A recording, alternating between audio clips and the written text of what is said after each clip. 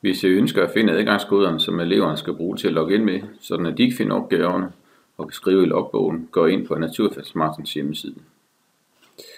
Herefter ruller jeg ned, indtil jeg kommer ind til Log-on-menuen og skriver min adgangskode, eller mit brugernavn og min adgangskode. Og klikker login. Herefter kommer jeg frem til de tilmeldinger. Jeg vælger at klikke den her nej tak, da jeg ikke ønsker, at systemet skal gemme adgangskoden.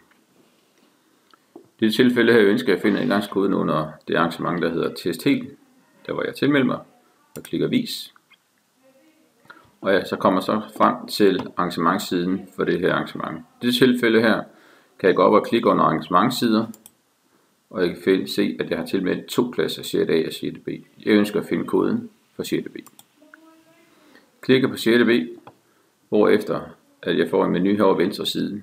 Hvis jeg går ind under lærerindhold, får jeg muligheden for lærerne, og hvis jeg klikker på holdindhold, får jeg mulighederne for holdet. Hvis jeg klikker på lærerindhold, kan jeg gå under adgang over venstre side.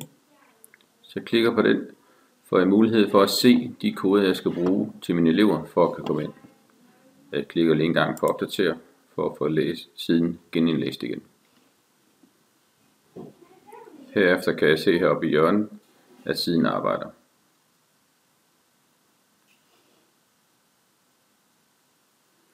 Så kommer jeg frem til siden, og her kan jeg se, at brugernavn og adgangskode ved mit holdlogin er XBVTHB, og adgangskoden er A8V2.